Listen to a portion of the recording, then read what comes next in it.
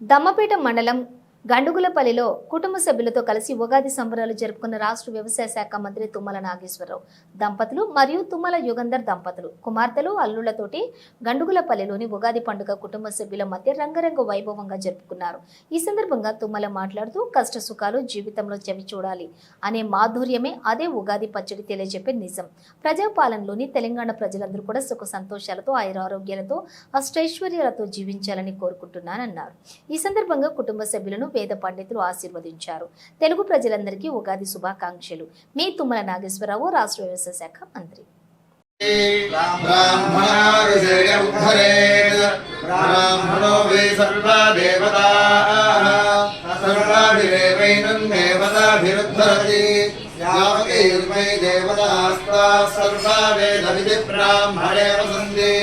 तस्मात् ब्राह्मणेभ्यो वेदविभ्यो दिवे दिवे नमस्कुर्याम्ना शीलं कीर्तये देवताश्रीनादि